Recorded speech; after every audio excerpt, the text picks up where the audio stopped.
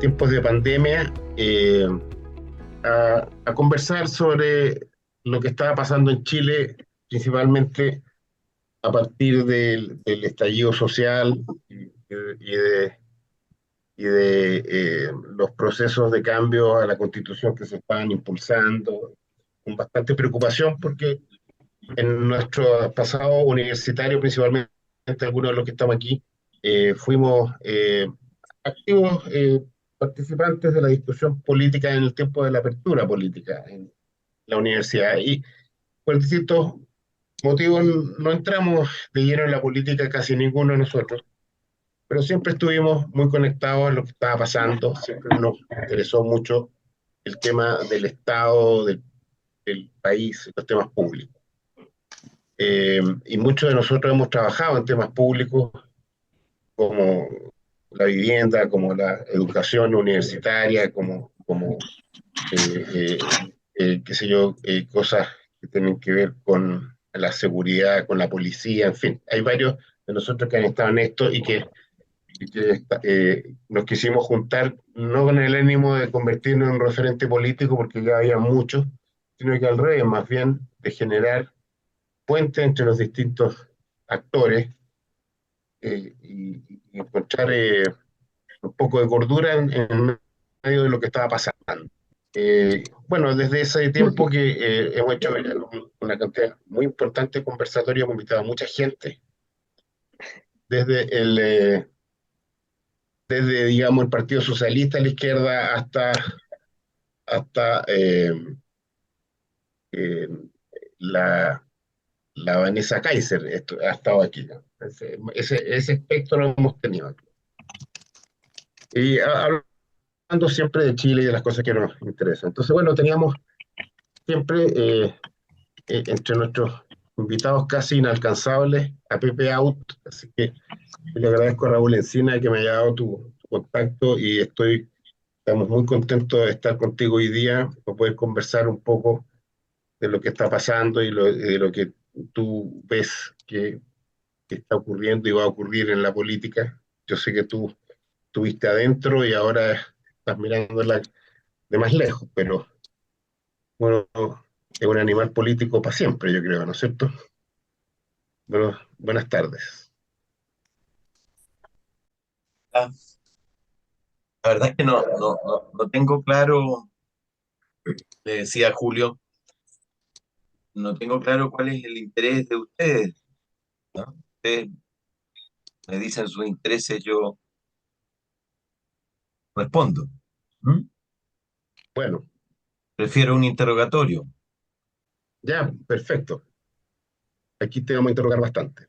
Oye, bueno, primero, ¿cuál crees tú que es el futuro de la izquierda democrática, ese grupo que fue hegemónico en este país durante tantos años, que lideró gobiernos que tuvieron una gestión bastante exitosa, particularmente administrando un modelo, y que hoy día ni siquiera marcan en las elecciones partidos emblemáticos como la democracia cristiana, el PPD, y yo diría los otros partidos también muy, muy disminuidos en relación a lo que fueron durante los años pasados.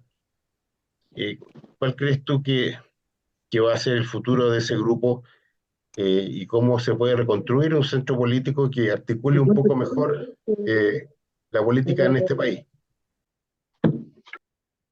Bueno, la centro izquierda sufre de haber capitulado, ¿m? De haber renegado de su historia, no tiene historia, no tiene futuro.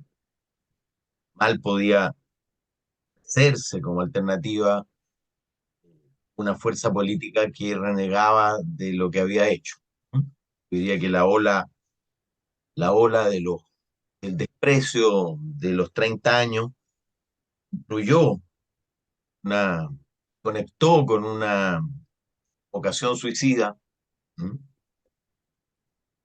Los psicoanalistas dicen que no pudieron decirle que no a sus hijos y a sus nietos y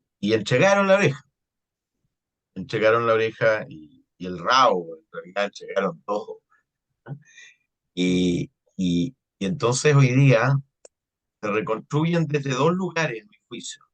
¿No? Desde el gobierno, por un lado, porque el gobierno está mutando y, y está reclutando y está necesitando naturalmente a esa centroizquierda. La paradoja que quienes destruyeron a la centroizquierda hoy día le están insuflando aire para que reviva porque la necesitan para gobernar. Entonces hay una dinámica de reconstrucción desde dentro del gobierno y hay una dinámica de reconstrucción desde fuera del gobierno. Yo creo que hay alguna opción de que esas dos dinámicas terminen convergiendo, eh, pero el escenario está abierto. Es también posible que no converjan y que por lo tanto la centroizquierda de dentro del gobierno termine eh, ella absorbiendo a la izquierda frente amplista que habrá al final de este gobierno mutado. ¿M? Y convertídose en el PPD o el PS, en fin, del siglo que viene.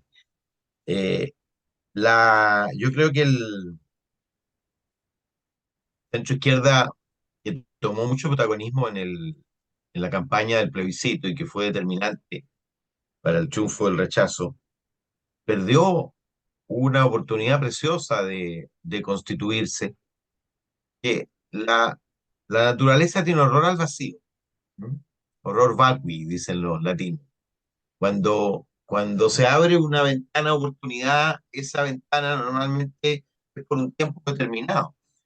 Y Amarillos, por ejemplo, que se constituye con mucha fuerza en la campaña en torno al proceso constituyente, no aprovecha el proceso constituyente y permanece completamente fuera de ese proceso.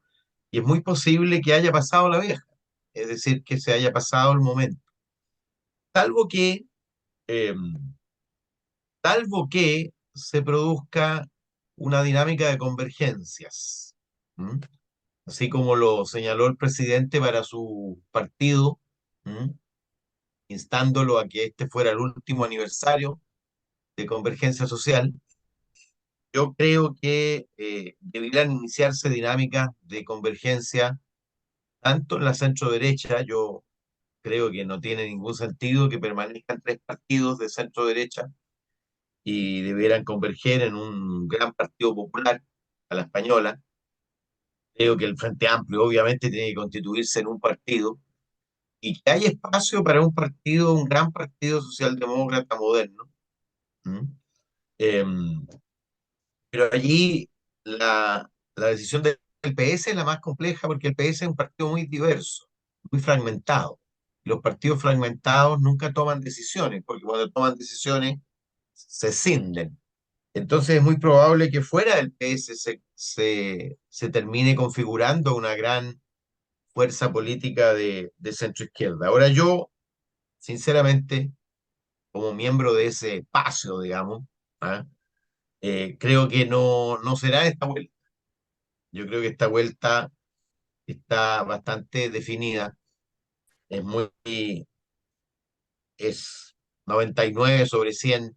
El próximo gobierno va a ser de oposición, de la actual oposición, y en verdad la disyuntiva va a estar entre Chirac y Le Pen, entre, entre Matei y Kast, muy probablemente incluso yo no descarto una segunda vuelta entre Matei y Kast a la francesa el 2002, cuando los socialistas llegaron terceros y tuvieron que elegir por Chirac contra Le Pen. Entonces mi perspectiva no es muy halagüeña para la constitución de un centro político. Creo que eso va a ocurrir solo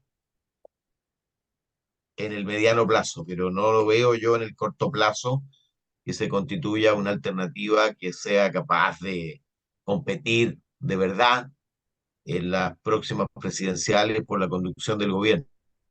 Lo que sí es posible es que haya una cierta reingeniería del sistema político, porque si la segunda vuelta es entre Matei y Kast, evidentemente Matei tendrá que generar una coalición con el centro político y probablemente le dé vida a ese centro político la necesidad de una coalición amplia, ojalá muy amplia, ¿ah? Que dé una mayoría consistente. Eh, Eso depende mucho del resultado presidencial.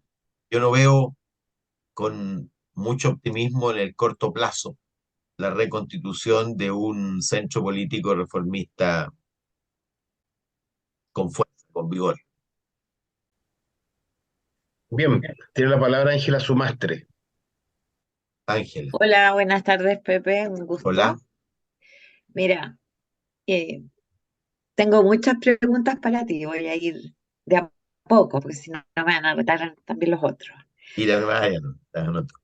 Es súper interesante el análisis que hace respecto de una posible, o sea, de que el próximo gobierno sea de oposición. Sí, yo veo hartas posibilidades. Ahora, al extremo que tú lo llevas.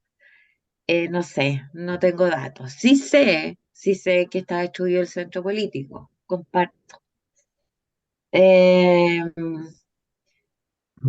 bueno, hay harto para conversar en ese punto, pero yo te quiero hacer dos preguntas. ¿A qué crees tú? Y también está en este contexto de que tenemos un centro político semi-destruido en este minuto.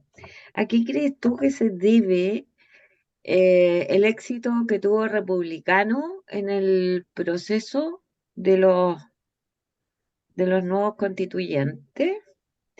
Eso por una parte. Y lo segundo, hoy día ya uno escucha gente de izquierda fundamentalmente, que dice que la nueva constitución sería rechazada. Yo lo supongo porque republicanos tienen la mano. Entonces, ¿cómo ves tú estas dos cosas? Uno, el éxito que tuvo republicanos, razón, y cómo ves el futuro de este proceso. Mira, primero, respecto del preámbulo tuyo, eh, yo les pregunto a ustedes qué tienen en común los últimos cuatro candidatos presidenciales victoriosos en Chile. Piñera uno, Bachelet 2, Piñera Piñera 2 2, y Boric Bachelet uno, 2. ¿no? Ah, Boric Boric 1. uno. No Ya, estoy predicando un Boric 2, ya. pero ¿ah? ¿Qué tienen en común los cuatro?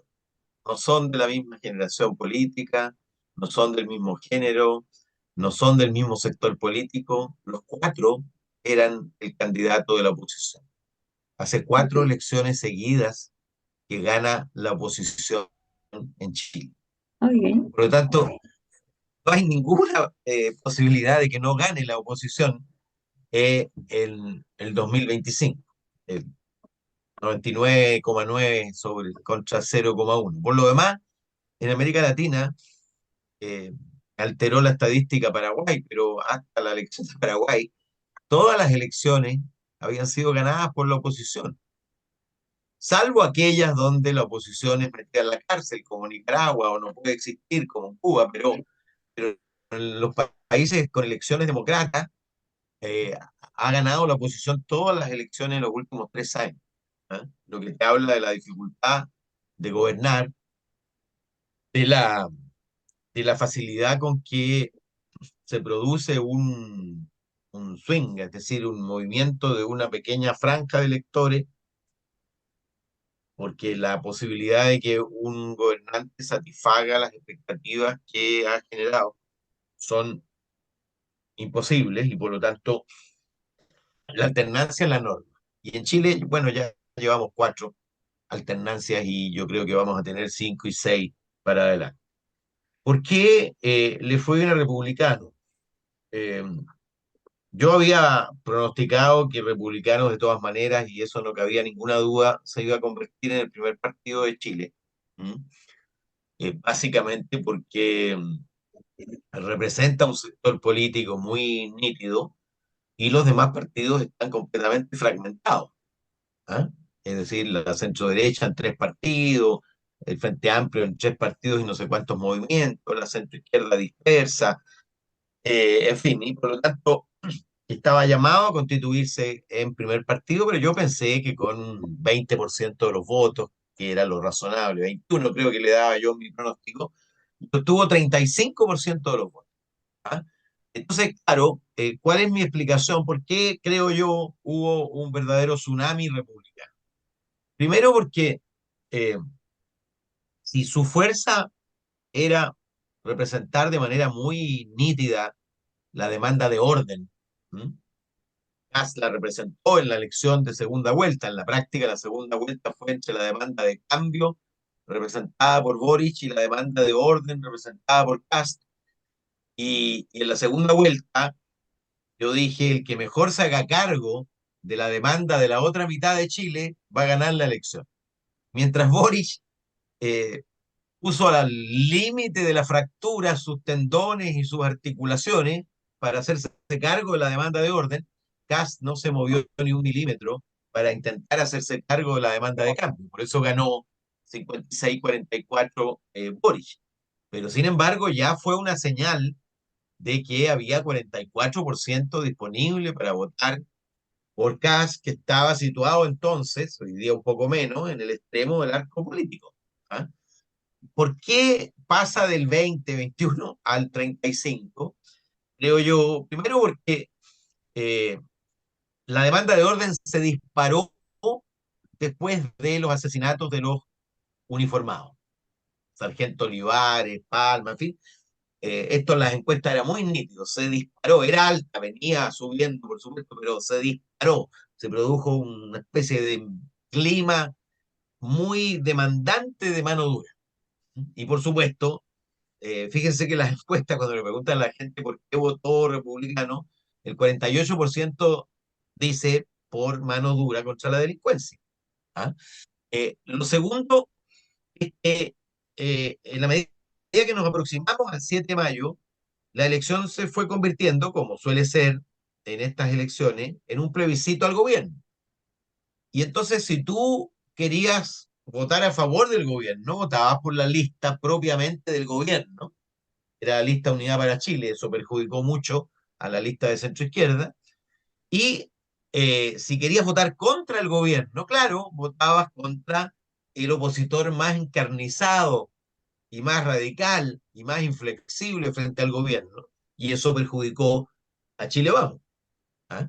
Pero el crecimiento de republicanos, fíjese ustedes que respecto de la elección parlamentaria, la, la centro derecha pierde apenas 4 puntos, 4 puntos porcentuales. Sin embargo, Republicanos gana 24 puntos porcentuales. Y por lo tanto, no es que el republicano se haya comido buena parte del voto de derecha, algo de eso hay, pero es menor, sino que más bien creció explosivamente, básicamente en los sectores populares, asfixiados por la inseguridad y la demanda de orden, eh, y los nuevos votantes. Fíjense que cuando se hace el análisis, el otro día estaba yo en Mesa Central y el director de Criteria había hecho un estudio sobre los electores, los votantes de republicanos, y tú podías decir lo que él decía de los votantes republicanos, tú podrías perfectamente haberlo dicho de los nuevos votantes. Los nuevos votantes, los votantes de la obligatoriedad, llamémoslo así, son electores que no tienen lealtad política ni ideológica. ¿Mm? Tienen gran desconfianza del Estado, tienen una crítica y una desconfianza supina del sistema político y de los partidos. Por algo no votan, porque no creen en el Estado, en la capacidad que tiene de resolver sus problemas. Estos electores están movidos fundamentalmente por dónde le aprieta el zapato en su vida cotidiana. Y el zapato le está apretando en el tema de la inseguridad. Inseguridad, por un lado, digamos, de seguridad ciudadana, pero también de inseguridad económica, de incertidumbre frente al panorama que viene. Y por lo tanto, por supuesto, responsabilizan al gobierno de turno. Siempre el gobierno de turno será el responsable de la tasa de desempleo, el temor a perder el empleo, en fin.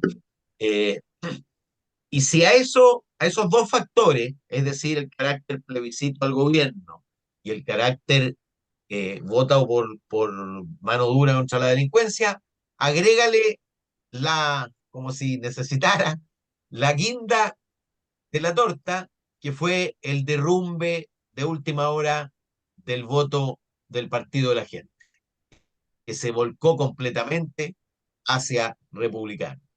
El Partido de la Gente tenía el mismo fenómeno que el Partido Republicano, es decir, era un voto por la lista, no por los candidatos, ¿ah? Por la opción. Y marcaba en las encuestas entre 12 y 16%, dependiendo de la región, y sacó 5% de los votos.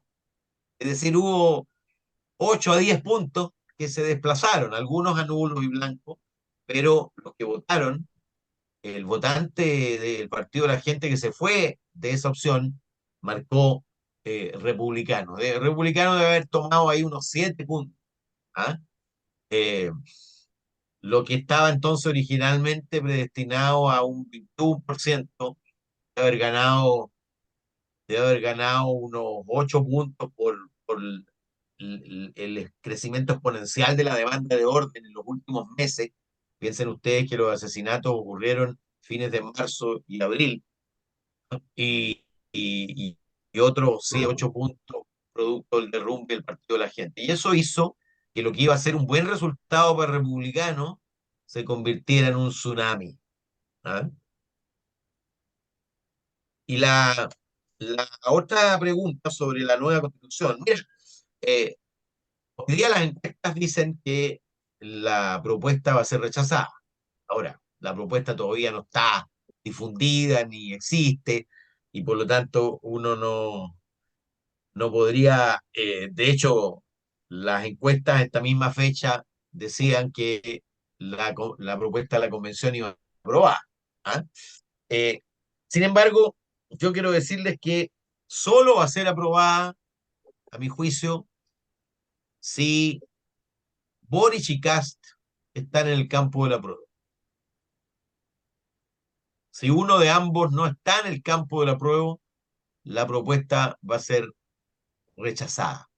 Porque a un electorado rechacista, que es el elector nuevo, inhabitual, rechacista porque todo lo que viene del sistema político es rechazado y que le genera desconfianza, y por lo tanto hay una desconfianza de base. A mí me interesa, dicen, lo que me pasa en la calle, en el empleo, en la inseguridad, en fin, me importa un carajo esas discusiones de políticos, eh, y por lo tanto ahí hay un elector propenso al rechazo. Si a eso tú le agregas o la izquierda o parte de la derecha, se convierte en mayoría. Por eso yo apostaría que solo va a haber un cierre del proceso constituyente si tanto el gobierno como republicano están en el campo de la prueba. Y ahí Kass tiene una disyuntiva gigantesca, ¿m? Porque obviamente cualquiera que quiera ser presidente querrá ver cerrado el ciclo constituyente y terminar la Claro. incertidumbre constitucional. ¿Ah? Y por otro lado, si tú quieres ser presidente, tienes que demostrar que eres capaz de articular mayoría, que eres capaz de dar gobernabilidad, en fin. Pero al mismo tiempo, buena parte de su electorado es un electorado rechacista. ¿Ah? Rechacista por el contenido político, digamos, porque en su base hay gente que prefiere la constitución digamos, más bien es partidario de Pinochet, ¿ah? Una fracción de su electorado, pero por otro lado, él recogió mucho, mucho y capitalizó mucho elector crítico de la clase política, del sistema político en su conjunto. ¿Ah? Por eso fue muy inteligente José Antonio cuando el día el resultado, dice, yo no tengo nada que celebrar. ¿Ah? Por supuesto, estaba celebrando internamente, pero yo no tengo nada que celebrar. ¿Ah? Porque la preocupación de los chilenos es la delincuencia, el narcotráfico, La economía. la economía, la inflación, en fin. ¿Ah? Entonces él tiene una disyuntiva dura, dura, porque cualquiera sea su decisión, corre riesgo de perder parte de lo suyo. Mm. Ahora, eh, depende mucho entonces de cómo evolucione la cuestión presidencial, porque la decisión de los republicanos va a estar completamente asociada y dependiendo de qué le sirve a Kast en su pretensión de convertirse en presidente de Chile. Muchas gracias. Eh, Muchas gracias. Gracias, Ángela. Diego Quiroga tiene la palabra. Hola, don Pepe. Soy Hola, seguidor Diego. tuyo de los programas que hacías, los podcasts constitucionales ahí en el Libero. Ahí conocí tu opinión, la certeza de tus predicciones, cosas muy choras. Estoy muy feliz de estar en este conversatorio. Eh, el centro está destruido, ¿ok? Si tomamos esa definición como un supuesto, la pregunta es, si se pudiera soñar y se pudiera especular, ¿qué condiciones dirías tú, qué elementos tienen que confluir para que se diera un centro verdaderamente coherente y consolidado, no tengo idea cuál es la palabra, pero que captara al 60, al 65% del electorado en un proyecto país realmente que sacara los extremos del que hoy día son opciones demasiado válidas los extremos. Entonces, ¿cómo, cómo ves tú qué cosa tiene que pasar? ¿Por qué no pasa? Esa es la otra pregunta que tengo para ti. ¿Por qué crees tú que no pasa? ¿Cuál es tu opinión? O sea, ¿cuál es tu visión de este tema? De si se pudiera dar un centro y por qué no se puede hoy día. Bueno, parte de lo que se necesita ya ocurrió, es decir, que se refuerce la derecha en el punto extremo del arco y que se refuerce la izquierda en el punto extremo del arco. ¿Ah? Eh, Eso es condición para generar un gran espacio y ese gran espacio naturalmente podría llegar a darse, como te decía al principio, en el contexto de una segunda vuelta entre Evelyn Matei, en el corto plazo digo, ¿ah? También vamos a hablar del largo, pero en el corto plazo podría perfectamente darse en el sentido de que si fracasaran las candidaturas de izquierda y centroizquierda y tienen alta probabilidad de fracasar por su fragmentación, además. Yo les empiezo a decir cuántas candidaturas va a haber en el arco del centro hacia la centroizquierda, van a ser varias, cuatro o cinco, por lo menos. Y eso hace entonces la posibilidad de que los dos, Casti y Matei, lleguen primero y segundo o primera y segundo. Y para ganar entonces, Evelyn Matei necesitaría una fuerza de centro. ¿Ah? Y podría ser eso un aliciente para que converjan en una organización de centro claramente diferenciada, pero en coalición, porque el, el, el, centro, el centro político no está llamado a ser el 60% de la población. ¿Ah? El centro político está llamado, con suerte, a estructurar una fuerza política entre el 15 y 20% y que pueda tanto crecer hacia la derecha eventualmente o crecer hacia la izquierda. ¿Ah? La época de los grandes partidos que arrasaban, creo yo, pasó. ¿Ah? No va a haber una democracia cristiana que tenga 83 de los 149 diputados, como lo hubo el 65 después de la elección de Frei Montalva, o un gran radicalismo que ocupaba todo el escenario. No, yo creo que la política chilena está estructurada en torno a cinco corrientes políticas. ¿Ah? una corriente de izquierda radical, una corriente de derecha radical, una corriente de centro derecha, una corriente de centro izquierda y una corriente eventualmente de centro, que tienen que hacer coalición. ¿Ah? Y puede haber, tú puedes coalicionar centro izquierda con izquierda, como ocurre hoy en el gobierno, pero en minoría. ¿Ah? Puedes centro derecha con derecha, como ocurre en el Consejo Constitucional, pero es mayoría en el Consejo Constitucional, no es mayoría en el Congreso. O puedes hacer una coalición desde centro derecha a centro izquierda, articulada desde el centro. Y ese es un escenario posible en la eventualidad, digo, de que la competencia sea Matei Kast. Y, Pero es bien electoral, es como electoral, como táctico. Yo o pienso una cosa un sea, poco más quizás no, político. lo que pasa, Diego, es que la política se ordena siempre en función de los acontecimientos, no ocurre nunca en el vacío. ¿Ah? No es que alguien se proponga algo y no, está estructurado por oportunidades y las oportunidades tienen que ver básicamente con las coincidencias con el pueblo, los niveles de adhesión que consiguen en determinado momento. Eh, ¿por qué, ¿Por qué el PPD? Yo dirigí el PPD. Fui secretario general, vicepresidente, jefe de campaña, presidente incluso. ¿Y por qué el PPD se convirtió en un gran partido? Porque captó muy temprano que los electores no tenían o estaban perdiendo rápidamente la lealtad hacia los partidos en particular y desarrollando lealtad hacia las coaliciones. Y se empezó a desarrollar un electorado concertacionista, así como se empezó a desarrollar un electorado aliancista o como se llamó, eso ha tenido varios nombres. ¿Ah? Y entonces nosotros, desde el PPD, hicimos la apuesta de ir al corazón de la nación y no poner por delante la identidad partidaria.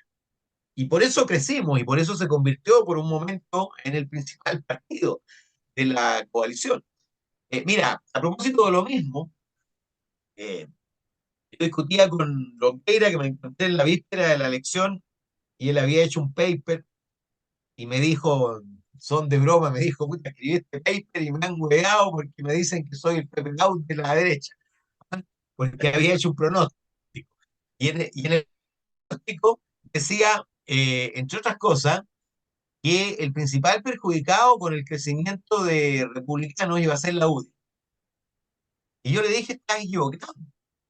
Y no fue la UDI. El principal perjudicado fue Renovación Nacional, que quedó debajo de la UDI tanto en votos como en consejeros. ¿Y cómo te explicas tú eso? Si la mayor parte de los dirigentes de republicanos salió de la UDI y no de Renovación Nacional. Si el propio Kast salió de la UDI y no de Renovación Nacional. Porque no existe un electorado UDI diferenciado de un electorado de Bópoli y de un electorado de Renovación Nacional. Como no existía tampoco un electorado PPD, un electorado PS y un electorado DC. Lo que existía era un electorado que votaba por el mejor de la concertación, sea DC, sea PPD o sea PS. Y lo mismo, sea UDI, sea RN o sea Evópolis. ¿Ah? Y eso explica entonces que no sea la UDI el principal perjudicado.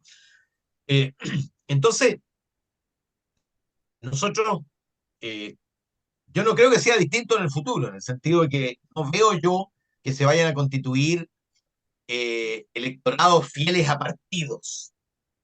La tendencia, por lo demás, del electorado es más bien a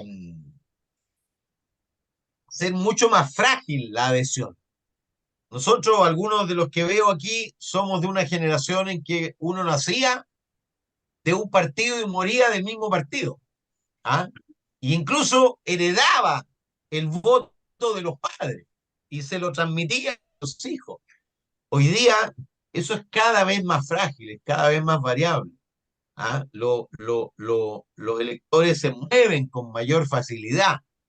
Y si tú agregas el dato del cambio de sistema a la obligatoriedad, y la obligatoriedad verdadera, no la obligatoriedad falsa que existía antes. La obligatoriedad era falsa porque solo obligaba a los que nos inscribíamos. Y el año que cambiamos el sistema, el año 2012, el 40% de los chilenos no estaba inscrito. El 40% de los chilenos mayores de 18 años no estaba en el padrón. Por lo tanto, la obligatoriedad era solo para el 60%. ¿Ah? Hoy día, en cambio, la obligatoriedad es para el 100%. Entonces, por primera vez, el cuerpo electoral está sintonizado con la población. ¿Ah? Y por eso que, bueno, esto es un escenario mucho mejor para las encuestas, entre paréntesis. Porque, claro, tú mides a la población y lo más probable es que el resultado luego sea parecido a lo que dice la población, porque se pulverizaron los sesgos. Por mucho tiempo existió un sesgo en favor de los adultos mayores. Yo cuando era diputado, el 70% de mi agenda eran los clubes de adulto mayor, bailando, comiendo barraquetas, en fin, ¿ah? Jugando a los bingos, etc. Luego, producto pandemia, producto del ciclo iniciado por el estallido y producto además del cambio del sistema en el sentido de que se estableció la inscripción automática y por lo tanto todos los jóvenes pasaron a estar en el padrón, bueno, se desestimó en favor de los jóvenes. Fíjense ustedes que la última elección con el sistema antiguo de inscripción voluntaria y voto obligatorio, los jóvenes pesaron el 7%, los jóvenes de 18 a 29 años. Y en el plebiscito de entrada pesaron 21%. Es decir, se multiplicó por 3 la gravitación de los jóvenes. Se desestimó en favor de los jóvenes. Pero luego con el voto obligatorio, que la primera elección con voto obligatorio es el plebiscito del 4 de septiembre, todos los segmentos de edad votaron por igual. Y, sobre todo, todos los sectores sociales votaron por igual. Porque antes había un diferencial gigantesco entre la clase media y clase alta y las comunas vulnerables. La participación en Las Condes era como 35 puntos mayor que la participación en La Pintana. Y ahora es casi parejo. La obligatoriedad hace que era casi parejo. Y la izquierda tenía mucha esperanza en eso, porque pensaba que el voto de los pobres la iba a favorecer.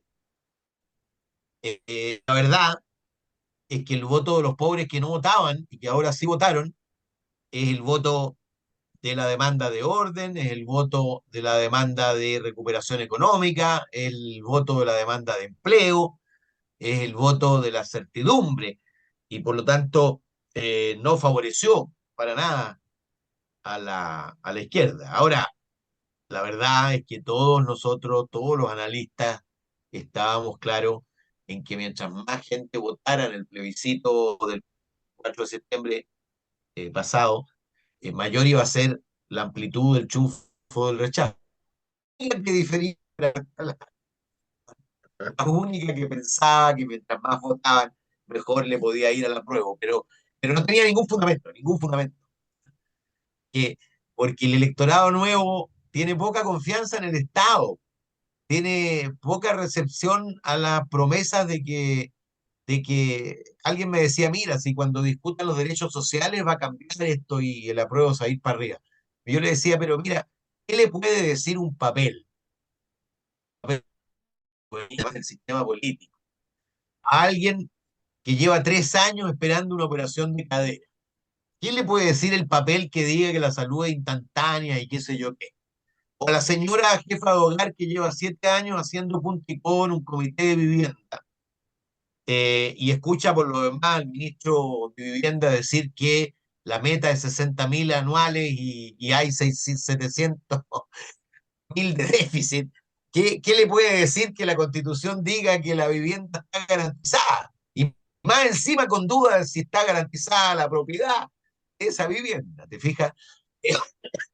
Ese electorado es un electorado eh, que confía muy poco en el Estado y que por lo tanto es muy poco receptivo a esquemas ideológicos. Ahora es un electorado muy variable. No se crea que es un electorado necesariamente de derecha. Puede perfectamente en otra ocasión, en otra coyuntura, si por ejemplo me preguntaban la otra vez, si hubiera sido obligatorio el plebiscito de entrada, entre paréntesis, no fue obligatorio porque la derecha no lo quiso, porque la derecha, aunque parezca increíble hoy día, se opuso terminantemente a la obligatoriedad del voto. Yo trataba de convencerlo, pero por alguna extrañísima razón siempre pensaron que el voto voluntario los favorecía y que el voto obligatorio los desfavorecía, aunque toda la evidencia, ¿ah? Yo les mostraba las encuestas, mientras más interés en política, mayor es la ventaja de la izquierda sobre la derecha. Mientras menos interés en la política, mayor es la ventaja de la derecha sobre la izquierda. Cuando yo hacía campaña y golpeaba una puerta y me salía una señora o un señor diciendo, ah, ya llegaron los políticos y yo igual salgo a trabajar el lunes, yo sabía que si esa persona llegaba a votar, iba a votar por Mónica Salaquet, no iba a votar por... ¿Mm? Bueno, muchas gracias. Tiene la palabra Alexei Cepeda. Hola Pepe, buenas noches. Me gusta tenerte aquí en Chile Suma. Oye, tengo una pregunta que, no sé, es futurología o algo así. Imposible, pero aquí va. Eh, me, es que me da la impresión de que, hasta escucharte a ti, pero no por lo que dices tú, sino por lo que se ve en la cotidianidad, estamos en un momento histórico político donde aparentemente se conversan grandes temas, pero en realidad estamos en una cosa muy contingente, y por lo mismo que es contingente, por decirlo así, ecléctica, variable, que un día un tema, el otro día el otro tema, y a mí me da la impresión que, por ejemplo, lo de republicano, y en su momento también lo del Frente Amplio, tiene un sentido también en una propuesta o en un trabajo de una visión, de proponer algo. En el caso del Frente Amplio, ahora tendría que demostrar que lo que proponía funcionaba, aparentemente no ha tenido ese efecto, pero estábamos conversando sobre una propuesta nueva de centro, o en general, o sea, te lo voy a plantear así, hay muchos problemas en el país, tenemos problemas que la justicia no respeta la misma teorías legislativas nacionales, tenemos jueces que se meten en temas que nada que ver, tenemos instituciones tribunales constitucionales que opinan cuando le conviene, cuando no se quedan callados, colegios médicos lo mismo. Hay una decadencia como institucional que yo, por mi profesión de consultor organizacional y esas cosas, entiendo que hay un desgaste filosófico en todo, que requiere de una renovación para que ese proceso institucional tenga un sentido real y haya un propósito de hacer algo. Hay desafíos, hay una guerra fría en el mundo, está el surgimiento de la inteligencia artificial, y etcétera, ¿no es cierto? Hay miles de temas que podrían constituir una propuesta seria de un país para el futuro, y eso no se ve en ningún lado, nunca se está hablando de eso, no hay grupos políticos como llevando con una visión clara de una reforma, y por eso siempre nos estamos quedando en la contingencia. Entonces te pregunto, ¿existe una posibilidad de que surja, siento que hay una necesidad, de hecho, o sea, yo personalmente, una percepción personal, que mucha gente está esperando que se presente una propuesta renovada para el país, que no sea, oye, volvamos a lo que teníamos, no sé qué, o una cuestión radical. Pero no existe esa conversación, o no se ve en lo público generalmente. Entonces, mi pregunta es, ¿tú crees que se está dando? ¿Se irá a dar? ¿Y qué se necesitaría para que el país entrara en esa dinámica?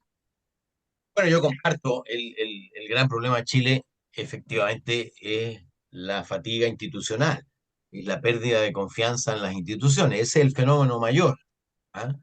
Eh, la pérdida de vigencia de la propia Constitución. Cuando se dice, ¿y por qué cambiar Constitución? Bueno, porque no está siendo respetada. No es ni respetable ni respetada. Se viola cotidianamente. Yo viví los últimos 4 años en el Congreso viendo cómo se violaba la Constitución de manera flagrante, de izquierda, centro y derecha. ¿Ah? Eh, Mi defensa de la República me costó caro, pero yo veía ese deterioro. O sea, cuando el Tribunal Constitucional tiene que resolver sobre un retiro y dice, nosotros no nos vamos a pronunciar porque es Paso. una necesidad del pueblo, francamente, y además en conferencia de prensa, ni siquiera en instancia, o cuando la tercera sala de la Corte Suprema reemplaza al poder legislativo y hace política pública, en fin, estamos en una situación efectivamente de deterioro institucional importante y, y el, el proceso constituyente y la nueva constitución de alguna manera representa como un apretar restart, ¿ah? En el computador. Y, y claro, es una oportunidad. ¿Ah? Es una oportunidad simbólica, ¿ah? Porque no es que ¿Mm? vaya a haber Es un demasiados, hito, digamos, algo exacto, que... no es que vaya a haber demasiados cambios concretos, pero claro, es muy distinto cuando tú decides iniciar un nuevo proceso. Yo creo que esa oportunidad, por supuesto, puede ser aprovechada o desaprovechada. ¿Ah? O sea, nosotros tenemos problemas severos, aparte de lo que tú nombraste, eh, tenemos un problema de cómo crecer de nuevo.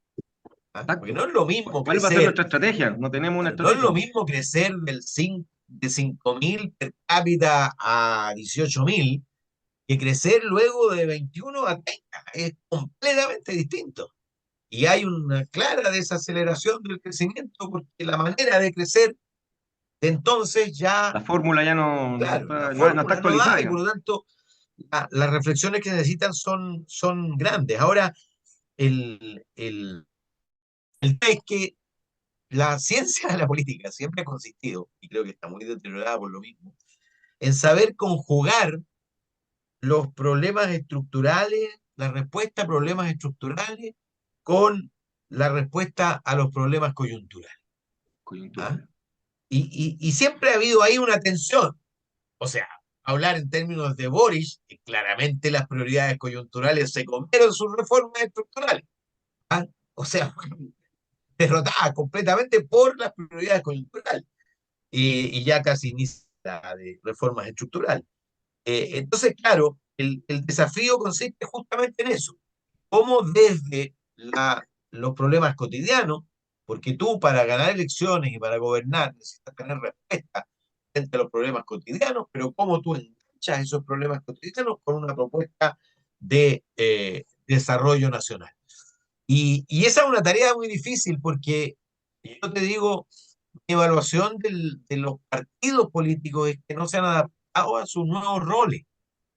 Porque el partido político, eh, cuando yo era joven militante, nosotros nos íbamos a informar de lo que pasaba en Chile y en el mundo en la asamblea del partido político.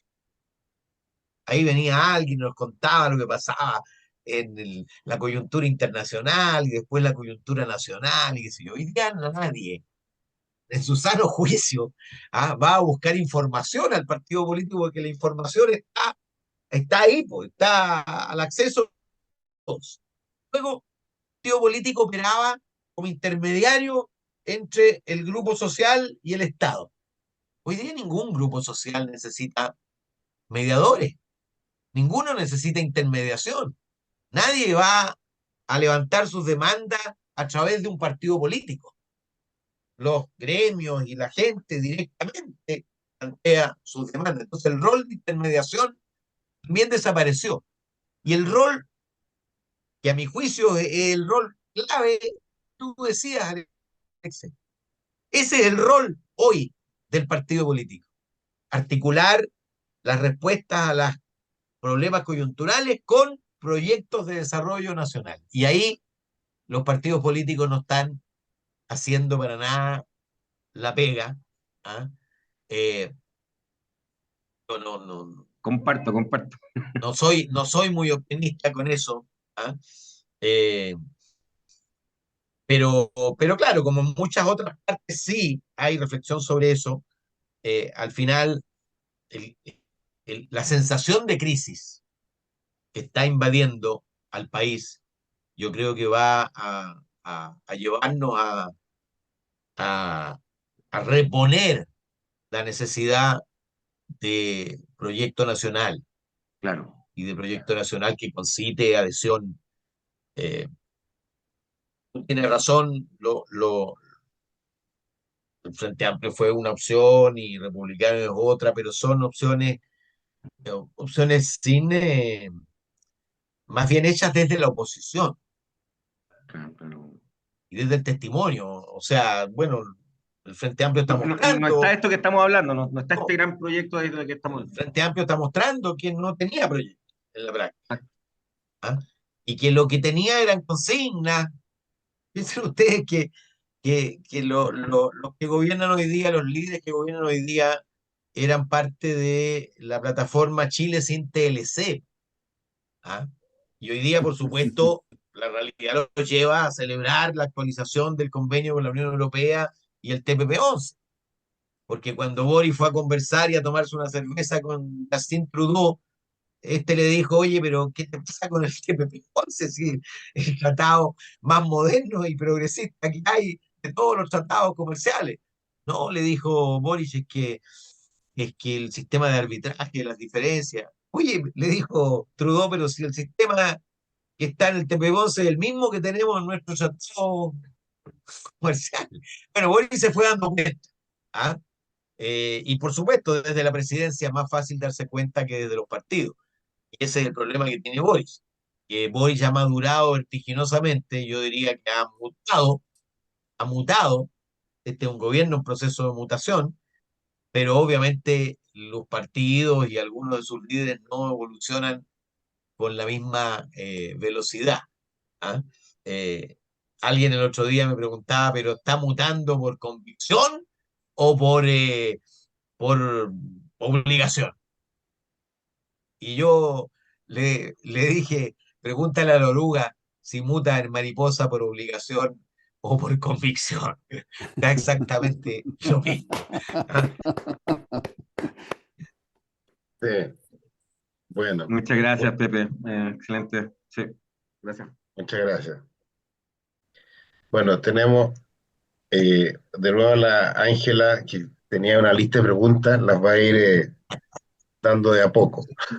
Yo lo anuncié, ¿ah? Así que no me siento culpable. Oye, colgándome un poco de la reciente reflexión en términos de la mutación de Boric, por una parte, y del crecimiento y lo que afecta a la gente. La mutación de Boric, yo creo realmente que él tiene capacidad de mutar, ¿no? Para mí lo demostró cuando por primera vez se vota en el Congreso esta idea de hacer la nueva constitución. Fue el único que fue a firmar de su grupo. O sea, yo creo que él reflexiona el problema que enfrenta, que lo acompaña, y me refiero al Frente Amplio, no me refiero al Partido Socialista. Realmente creo que ellos tienen una convicción muy lejana a lo que somos el populus masivo. Ellos lo siento muy radicales, muy radicales. Respecto a lo que reflexionaban del crecimiento y eso, que después lo voy a asociar con lo que te voy a preguntar. eh, la gente, y tú lo dijiste por ahí, la gente hoy día quiere trabajo. Para mí, el proceso que vivimos el 4S, ¿no es cierto? Eh, la lectura que yo hice de ese proceso es que la gente lo que quiere, a la gente le gusta este modelo neoliberal o llámenlo como quieran. Le gusta comprar la tele, pero le gusta ganarse él las cosas. La gente quiere trabajo, trabajo digno y los mejores salarios posibles. Y yo creo que por ahí fue la respuesta masiva de la gente. ¿Ah? Eh, si yo miro y yo sostengo mi teoría, evidentemente el crecimiento es relevante con chorreo, por supuesto.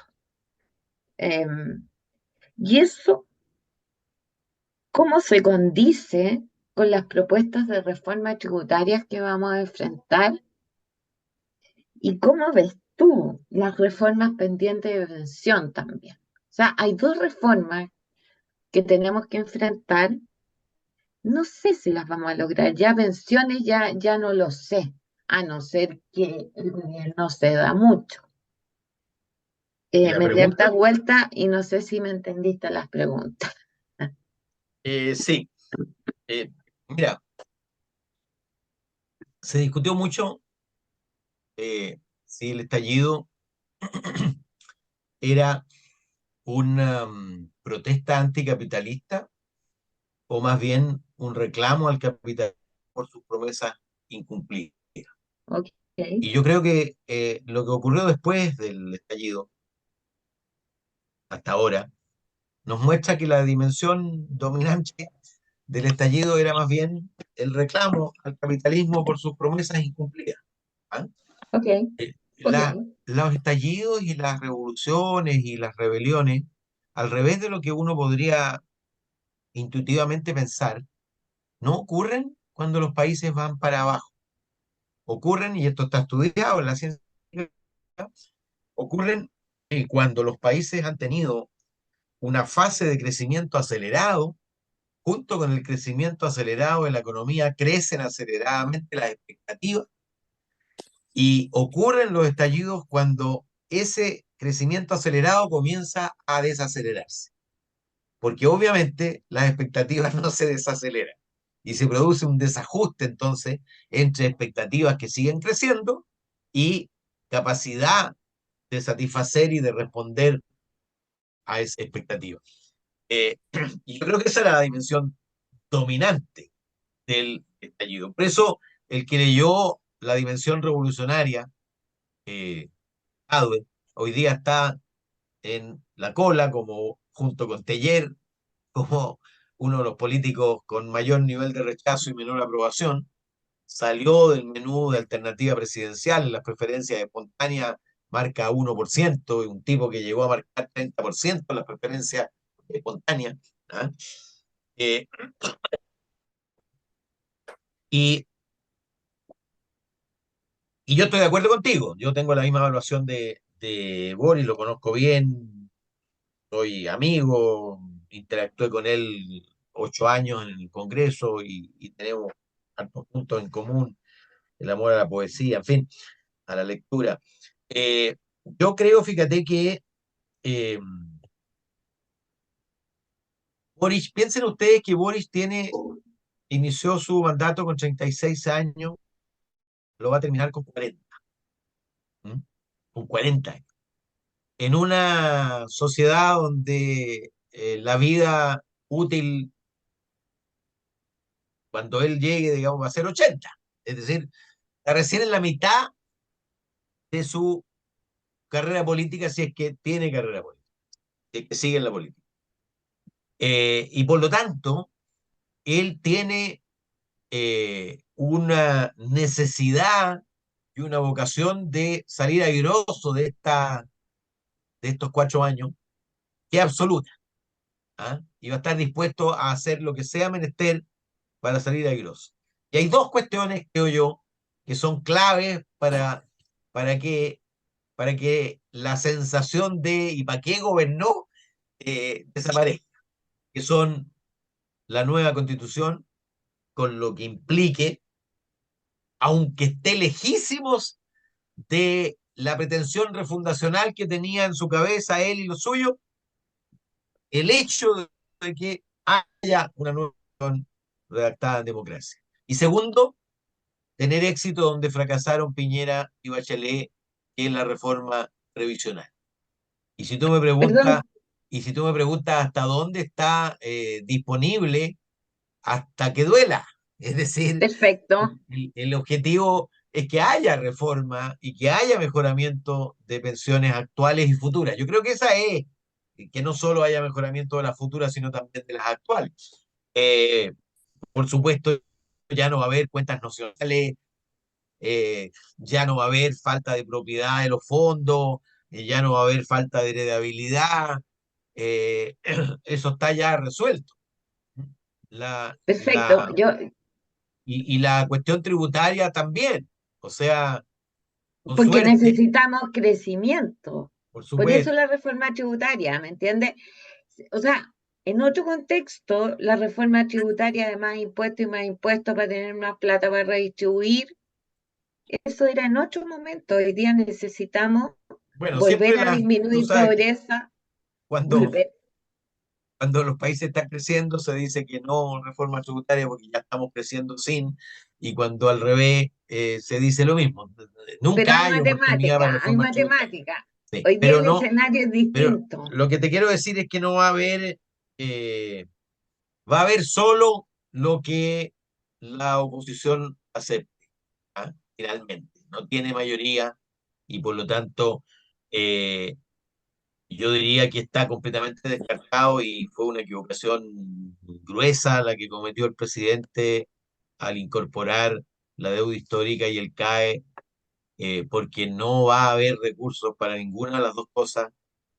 Con suerte va a obtener 2 puntos adicionales del PIB. El proyecto original contemplaba 4, y digo con suerte, Con y por lo suerte. tanto, la cuestión básica va a ser pensiones, seguridad, listas de espera. Y cuál te va a alcanzar para la sala cuna universal, que es una cuestión muy importante, Sí. la continuación de la incorporación de la mujer al mercado laboral. Pero más allá de eso, yo no veo. Es decir, van a ser reformas socialdemócratas. Este ya es el sexto gobierno de la concertación, sin duda, en un contexto distinto. Va a ser mucho menos transformador de lo que fue el segundo gobierno de Bachelet, no le quepa ninguna duda. Eh, y al final, fíjate, este gobierno va a quedar como uno de los gobiernos que más habrá hecho en materia de seguridad, ¿m? A pesar de que no estaba en su Muy agenda, bien. no estaba en Sí, su sí. programa, pero bueno, la vida es como es. Y que habrá tomado decisiones que eran imposibles de tomar por otros gobiernos. Porque, porque es cierto que The Economist y qué sé yo dijeron que la política nacional del litio era la renacionalización, en fin, pero eso es un disparate. Lo único verdaderamente relevante que anunció el presidente es que el Estado chileno va a negociar con SQM la ampliación del plazo y de los volúmenes de producción, cosa que no podría haber hecho ningún otro gobierno, no le quepa ninguna duda, porque la Claro. empresa nacional del litio requiere ley y requiere 4/7 en ambas cámaras y no los tiene, y por lo tanto si se llega a aprobar una empresa nacional del litio va a ser con el requisito de participación minoritaria y de administración privada, si es que se llegara a aprobar. Por lo tanto, lo único relevante de la política nacional del litio es que descongeló el panorama y si lo logra, va a aprovechar la ventana de oportunidad que probablemente sea corta del alto precio de este mineral no metálico. Gracias. Tiene la palabra Patricio Valenzuela, también director de ¿Dónde está Chilesur. Patricio? Ahí está. Hola, Pepe, gusto tenerte con nosotros esta noche. Eh, bueno, ya has tocado varios de estos temas, pero también una pregunta de evolución futura. O sea, este año tenemos todo el proceso constituyente, pero mi pregunta es, ¿cómo ves tú la evolución y el futuro del gobierno? El gobierno, bueno, va a seguir oficialmente hasta las próximas elecciones, 2025, y para un nuevo gobierno 2026. Hay algunos detractores que dicen que no termina, otros dicen que sí termina, que va a terminar, pero en muy mala forma, porque algunos llaman, tuvimos un gobierno exitoso de la concertación y este es el gobierno desastroso de la desconcertación, porque no se entiende todavía el rumbo que toma. ¿Ya? Es como una constante búsqueda de qué hacemos o qué se puede hacer. ¿Qué opinas tú de eso? ¿Cómo ves el futuro de este gobierno? O sea, está claro que y me queda claro que por un lado ya tú crees, y es efectivamente así, que va a ser sucedido por un gobierno de la actual oposición. Pero, ¿qué va a pasar con este gobierno? ¿Cómo lo ves tú en este desarrollo de los 3 años que quedan? Bueno, depende mucho decir, cuánto persevera en las decisiones de enrumbamiento que tomó el presidente. Yo creo que va a perseverar. Yo creo que no está ni siquiera en el horizonte y tan menos a la orden del día, pero tampoco está en el horizonte, felizmente, toco madera, la interrupción del gobierno antes de su término.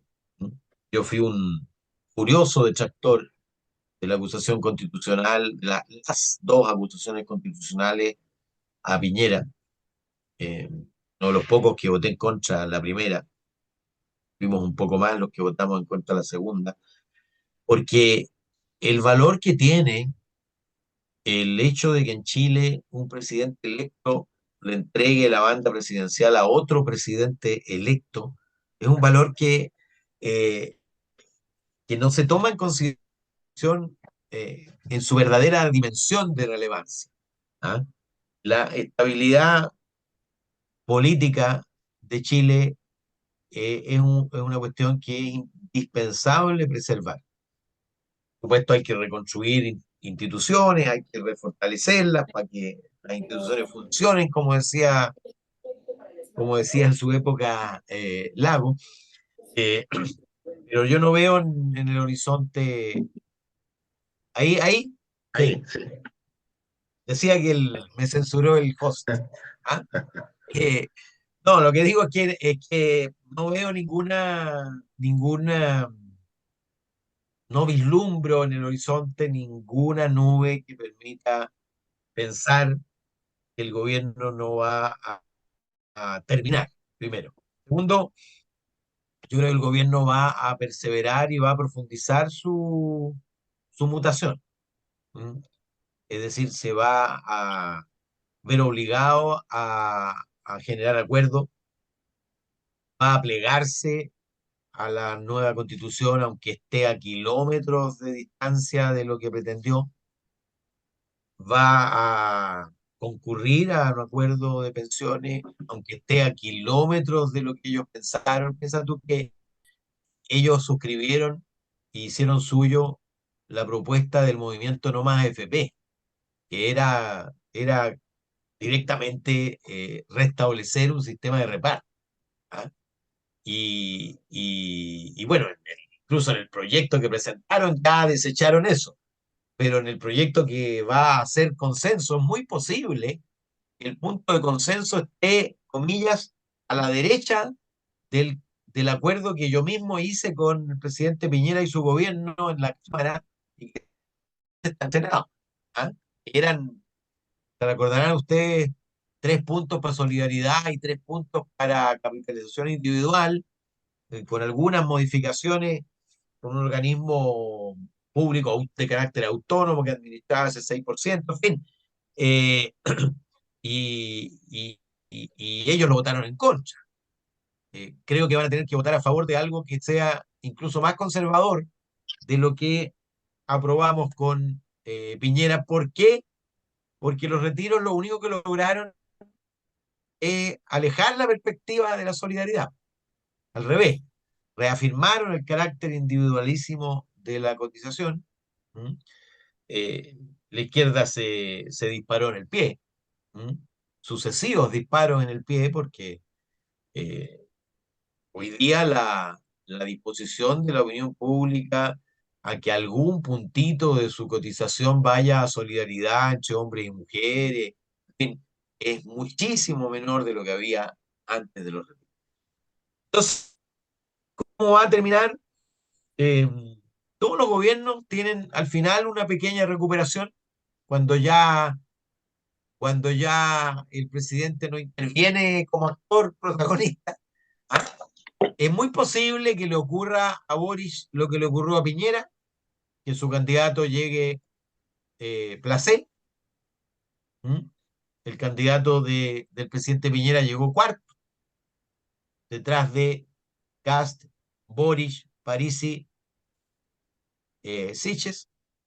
Es muy posible que el candidato o la candidata en realidad de Boric llegue cuarto y por lo tanto no sea un factor en la próxima elección presidencial. Y, y yo creo, fíjate, que el frente político que él representa va a quedar muy dañado en su capacidad de ofrecer futuro y de ofrecerse como alternativa. Creo que el presidente podría quedar menos dañado. Es posible que la evolución de estos 4 años lleve al presidente a reconvertirse en dirigente socialdemócrata, es posible. ¿Mm? Lo veo cada vez más entusiasmado con el Partido Socialista y se junta con el otro día, a propósito de la grabación, se junta con los parlamentarios del sur y se hace acompañar de Carolina Tobá, Álvaro Elizalde y Manuel Monsalve. Ni siquiera está presente lo que en los primeros 6 meses era la comisaria del gobierno, que era la ministra de la Mujer, que la llevó al gabinete político y que ejercía más o menos de comisaria, por lo que me contaban los demás ministros y presidentes de partido. Ella era la guardiana de la sana doctrina. Hoy día está arrinconada en un rincón y ha cometido el récord de ser la única ministra de la mujer. Se creó el Ministerio de la Mujer en no superar el 50% de nivel de conocimiento ni el 50% de nivel de aprobación. Está muy por debajo de ambas cosas. Y fíjense que ustedes que todas las personas que asumieron, aun cuando no eran conocidas previamente, todas las que fueron ministras de la mujer, porque los temas de la mujer son temas universales, todas se fueron para arriba en materia de conocimiento y de valoración. Esta es la excepción. ¿Y por qué es la excepción? Porque, y yo creo que refleja muy bien el problema del Frente Amplio, porque sus prioridades están muy disociadas de las prioridades del sentido común popular. Mientras su prioridad, o sea, mientras la gente está preocupada de las salacunas universales, ella está preocupada del clítoris. ¿Ah? O en el primer periodo, el tema era la creación de la subsecretaría LG, ya me olvido de las letras, LGBTIQ+, porque le han ido agregando, cuesta pronunciarlo, mientras ella, en su agenda eso era prioritario.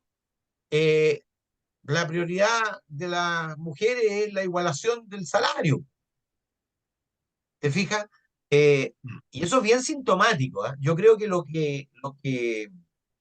que mostró el 4 de septiembre fue básicamente eso.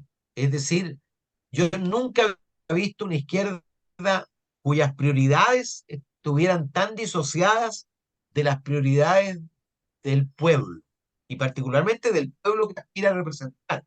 No es casualidad que el apruebo haya ganado en Ñuñoa, estrecho, empató en la práctica, y haya perdido la mitad. ¿Ah? O sea, mucho más afín a las prioridades de New York y a las prioridades de Punta Alto, Maipú, en fin, de gente común y corriente. Yo no había visto nunca, y creo que no hay ejemplo de una izquierda que gane en los sectores más acomodados y pierda en los sectores populares. Fíjense ustedes que el apoyo a Boris, al gobierno, es más fuerte en el ABC1, particularmente los jóvenes de ABC1, que en los sectores D y E de la encuesta, es decir, los más vulnerables. Muchas gracias. Vamos a saludar a Pauline Cantor, que es ex ministra, ex candidata convencional, invitada aquí a Chile Suma, algunos conversatorios, que también le quiere hacer una pregunta a Pepe hoy día. Hola, primero muchas gracias por la invitación, feliz de estar acá en este conversatorio que ha estado muy interesante y la posibilidad de escuchar y conversar con Pepe. Quería preguntarte lo siguiente, Pepe, quería en el fondo cuál es como tu mirada y tu postura con respecto a nuestro sistema político electoral, sabiendo que hoy día estamos viviendo una etapa terminal con una excesiva, ¿cierto?, fragmentación de partidos que además no están validados, que están débiles, con identidad confusa, y con este proceso constituyente que es justamente yo creo que los valores importantes que tiene es poder reestructurar nuestro sistema político electoral. Entonces quería ver cuál era tu mirada, cómo es, cuál podría ser, digamos, que se requiere y que el gobierno de turno pueda también desarrollar su programa. ¿Escuchó Mira, la pregunta? Porque justo, sí, sí, sí. sí, ya, Puedo completar la oración, como se dice. ya. Te fuiste al silencio en un momentito, pero caché lo que querías decir. Mira, yo creo que hay una bala de plata contra la fragmentación, que es muy simple y que rigió en Chile durante mucho tiempo, que era la prohibición de los pactos electorales. La prohibición de los pactos electorales obliga a los partidos a competir ante la ciudadanía en las elecciones parlamentarias por sí solos. Y eso fuerza entonces a que los partidos converjan en grandes formaciones políticas, porque si no, obviamente, desaparecen. Eh, ¿Cuándo se crea el Partido Nacional? Justamente cuando, producto de esta ley, liberales y conservadores pierden relevancia porque por separado sacaban muy poquitos parlamentarios y terminan conformando el Partido Nacional. Eh, las decisiones de los partidos no tenían futuro porque se iba la gente del Partido Socialista, constituía un pequeño partido, pero ese partido tenía que competir. Hoy día, en cambio, los partidos chicos se refugian en coaliciones, en pactos electorales, y pueden sobrevivir. El Partido Radical habría desaparecido hace muchísimo tiempo si existiera esta norma. El PPD y el PS serían un solo partido hace muchísimo tiempo. Si existiera esta norma, probablemente ya se habría configurado un partido de centro derecha como el Partido Popular con fuerza único si existiera esta norma. Eh, la norma que eh, estableció el comité de expertos, yo la suscribo, pero es blanda. ¿Ah? Es blanda y es impopular. Es impopular porque va a provocar que personas que eventualmente saquen muchos votos, pero que pertenezcan a un partido chico, no sean electos y dejen su lugar a personas con muy pocos votos.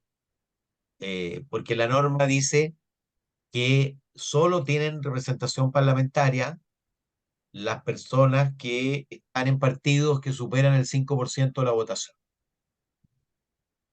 Entonces, eso va a provocar descontento porque puede alguien, qué sé yo, Alejandra Sepúlveda, sacar 45% de los votos, pero estar en un partido del 3% y entonces va a ser reemplazada por alguien que saque el 10% de los votos. Y yo creo que eso le abre un flanco de impopularidad y de fácil lectura por lo demás. ¿Ah? Porque obviamente los partidos que no estén en la región metropolitana no van a sacar 5% de los votos y por lo tanto la gente de regiones va a sentir que en cambio, la norma que obliga a los partidos a competir por sí solos hace que tengas tú que converger en grandes formaciones políticas. Yo creo que nosotros debiéramos generar condiciones para que haya 6, 8 grandes formaciones políticas y no las 20, 21 que hay hoy día en el Congreso. Y eso tiene mucho que ver con caudillos que prefieren ser cabeza de ratón en lugar de cola de león. ¿Ah?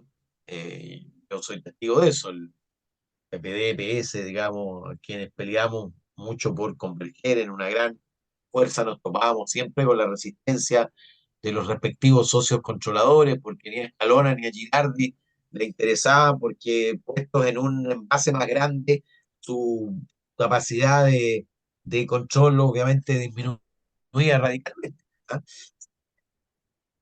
Yo creo que esa es una cuestión clave. Segundo, es bien importante, yo habría preferido que las elecciones parlamentarias derechamente ocurrieran como Francia, pocos meses después de elegir al presidente, de manera que el presidente busca mayoría para su gobierno. Pero ya es un avance que hayan sido trasladadas a la segunda vuelta, ¿ah?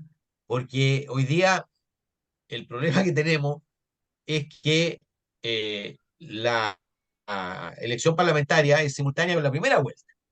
Fíjense ustedes que cuando la elección es simultánea, la presidencial y la parlamentaria, la lista parlamentaria saca los votos de su candidato presidencial.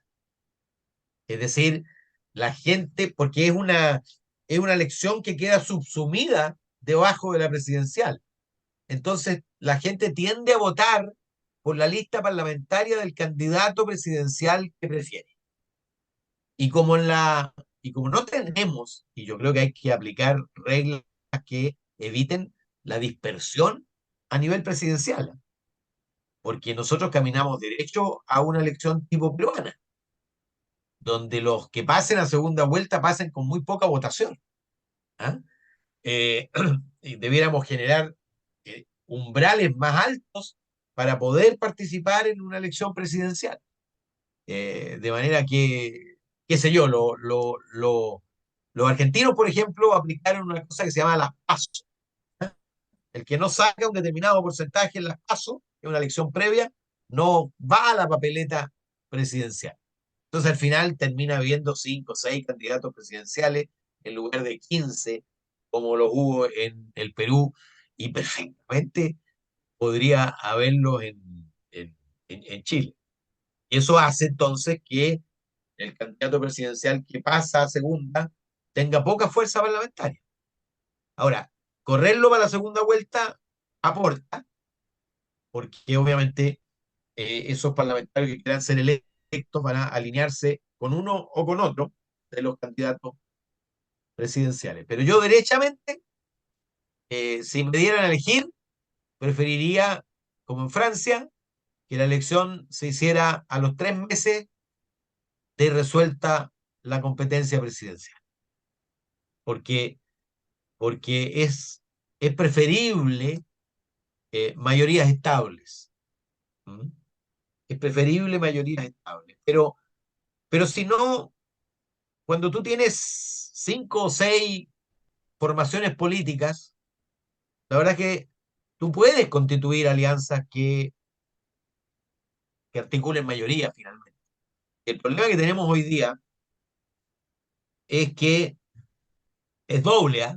Tenemos un problema de fragmentación política, pero tenemos un problema mayor de individualización de la política. Porque cuando tú gobiernas, tú te pones de acuerdo con los jefes de bancada primero. Luego te das cuenta que no tienen los votos de la bancada, aunque el jefe de bancada te firme un protocolo. Y por lo tanto, porque hay grupos en las bancadas. Entonces vas a hablar con los grupos de la bancada. Luego de hablar con los grupos de la bancada, te das cuenta que no te sirve que te firmen un protocolo, porque hay diputados que dicen, mira, mientras no conversen conmigo, no tienen mi voto. ¿Para qué decir en el Senado? ¿Ah? Son 50 repúblicas independientes. Y yo creo que el problema de la política chilena es que se ha ido generando un proceso de individualización extremo, extremo. Entonces, no es solo que tengas 20 partidos, sino que tienes 155 tipos que se comportan de manera muy individual. ¿Ah?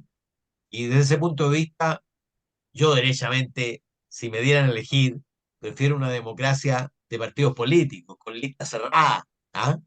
Con que la gente vote por ideas, programas, y no por sonrisas ni carismas personales. ¿Ah?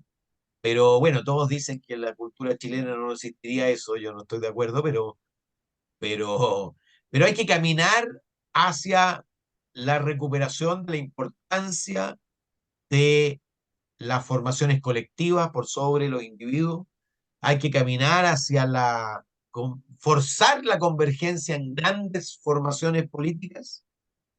Creo que es muy interesante lo que hizo la Comisión de Expertas respecto del funcionamiento de la relación Congreso y Ejecutivo, porque estimula más la cooperación que el conflicto, que es un sistema donde comparten las urgencias. En fin, hay todo un tinglado que hace que tú tiendas a colaborar más entre los dos poderes. Eh, Creo que nos vamos a quedar con el sistema proporcional, pero tiene que ser un sistema que aliente grandes formaciones políticas. Y la fórmula más efectiva, como digo, es volver a la prohibición de los pactos electorales para que se constituyan forzadamente formaciones políticas, porque hoy día hay varios partidos compitiendo por exactamente el mismo nicho electoral, y no hay otra explicación que no sea la de eh, el poder de determinados caudillos, de determinados aparatos, de determinada la democracia, y los partidos están capturados por socios controladores. Bueno, gracias, Pepe, gracias, Paulín, por esta pregunta. ¿Cómo estás de tiempo, Pepe? Tengo 10 minutos. Ya, tenemos entonces dos preguntas Ya. en la fila. Eh, tenemos a Luis Alberto Cárdenas y tenemos a Cristian Rubio, que está ahí en un Ah, aeropuerto en México, estaba escuchándonos. levantando la mano Ernesto Río. Ernesto sí también. ¿Te anotáis entonces? Tenemos que Sí, ir me rápido. anoto. Ya, Luis Alberto tiene la palabra y seguimos. ¿Mm? Tratemos de Gracias. hacerlas más breves para que podamos correr más rápido. Gracias. Sí, gracias, Pepe. Muchas gracias. Hola, Pepe. Saludarte. Ah, Mi pregunta es bastante cortita, que va en relación a lo que ya habías comentado. Es principalmente qué piensas respecto a las listas cerradas y si no crees que es fortalecer de una manera agresiva a los partidos políticos y si para evitar la fragmentación no sería preferible un incentivo positivo para fortalecer los partidos políticos, como en su momento lo fue el sistema binominal, y no las prohibiciones, como lo son, por ejemplo, en este caso la prohibición de los pactos electorales. Eso por un lado, y aprovechando de tus buenas predicciones, preguntarte si le bastará al gobierno sacar adelante las reformas previsionales y que tienen como para poder, digamos, potenciar un candidato que sea Frente Amplio, o si van a tener que recurrir a los TOA o eventualmente a Elizalde. Eso. Gracias. bueno, la lista cerrada tiene obligatoriamente para funcionar ser acompañada de primarias, es decir, de manera que no sea el controlador del partido el que define quiénes son el orden de las candidaturas. ¿Ah? Si tú tienes un proceso de primarias obligatoria, previo de todos los partidos, es la gente la que define el orden y luego entonces eh, no, no queda capturado por la elite política. No hay ninguna posibilidad de volver al binominal, ninguna. No hay ninguna. eh, Primero porque el binominal excluye y el proporcional incluyente satisface o se conecta, digamos, con la existencia de corrientes políticas diversas en Chile. ¿Ah? Y por lo tanto hay que jugar con esa realidad y ver cómo en esa realidad nosotros estimulamos la convergencia. Eh, es mucho más brutal lo que tú propones, mucho más brutal reducir el tamaño del distrito a dos escaños, eso es el binominal, de 8 a 2, de 3 a 2, de 5 a 2, de 4 a 2, es decir, todos los a 2. Eso es mucho más brutal que prohibir los pactos. ¿Ah? Prohíbe los pactos, bueno, y cada uno decide si sigue compitiendo o no. Pero claro, reducir a dos significa en un contexto donde tú tienes seis fuerzas políticas. Por ejemplo, habría significado en esta elección que el centro político elija cero, sin ir más lejos. ¿Ah? Con los datos de esta última elección, si se eligieran dos por territorio, por supuesto el centro político desaparecería por completo. ¿Ah? Y claro, unos pueden pensar que eso es bueno, yo pienso que no. ¿Ah? Que tiene que haber un gradiente político de izquierda a derecha. Y respecto de los candidatos, yo tengo sudores nocturnos con la idea de segunda vuelta entre Matei y Kast, precisamente porque perdón, de que lo que hay a la izquierda del centro va a estar disperso en la elección presidencial. Primero, que va a haber una candidatura presidencial a la izquierda del oficialismo de todas maneras. Lo que no reconozcan en la Boric, que ya no se reconocen en la votación de Boric, en realidad. ¿Ah? Que no se reconocen en el gobierno que celebra el TPP-11, que no se reconocen en el gobierno que celebra la presencia de militares en la frontera, que no se reconocen, en fin, en la orden a negociar con el SQE, etcétera. ¿Ah? Es decir, hay una izquierda que quería refundacional, que sigue existiendo y que tendrá de candidato a Charp, o tendrá de candidato a Jadwe, salido del PC probablemente, pero va a haber una candidatura ahí, y capaz que dos, pero por lo menos una, y que te va a aspirar a entre 5 y 10% perfectamente de ese contingente orgulloso del 38%. Eh, Luego, yo creo que podría llegar a haber una primaria entre Toá o Elizalde y Vallejo. ¿Ah? Y por supuesto, dependerá mucho. Si sale Toá o Elizalde, sobre todo Toá, en realidad lo más probable es que el PS y el PPD terminen en una sola candidatura. ¿Ah? En competencia en la primaria del PC y alguien del Frente Amplio. Creo que el Frente Amplio, como suele ser, va a tener que inventar una candidatura de artista. ¿Ah?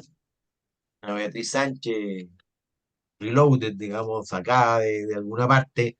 ¿Ah? Porque está muy deteriorado el Frente Amplio en su fuerza de opinión pública. Eh, es muy probable que ahí ganara o Camila o Carolina. ¿Ah? Si gana Camila, la candidatura de izquierda más chica, pero la potencialidad de crecer hacia el centro es menor. Si gana Carolina, creo que es mayor la potencialidad de crecer hacia el centro, pero la candidatura a la izquierda del oficialismo crece. Yo creo además que si Meo ha ido 3 veces seguida, evidentemente va a ir una cuarta, porque tiene que ver con sus negocios, tiene que ver con su sobrevivencia institucional y financiera, y por lo tanto va a estar en la papeleta de todas maneras, además de Artés o algo así. Eh, por lo tanto, bueno, y me imagino que habrá una candidatura, me imagino que Amarillo y Demócratas convergerán en un solo partido y tendrán una candidatura, salida de primarias o no.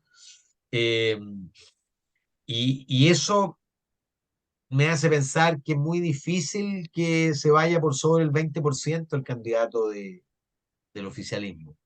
Eso creo que eh, podrían llegar Matei y Kast. Kast hoy día, por supuesto, es más fuerte que Matei en la pregunta abierta. Es decir, cuando le preguntan a la gente, pensando en el futuro, ¿quién le gustaría a usted que fuera el próximo presidente? Obviamente Kast está en la punta de la lengua de más gente, porque bueno, acaba de haber un tsunami y porque votó el 44% de la gente hace poco tiempo.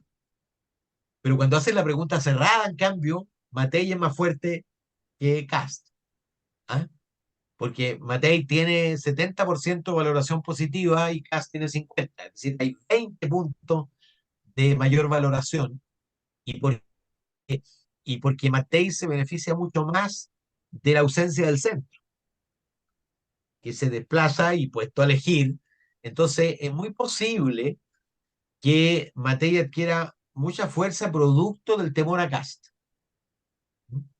Y eso conspire contra las candidaturas de centro izquierda. ¿Ah?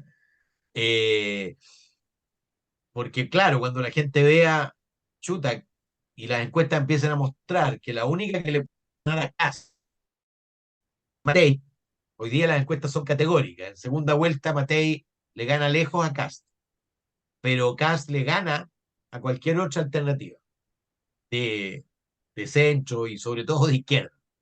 A Vallejo, a Toá está más equilibrado, pero a Vallejo, Aude, en fin, lejos.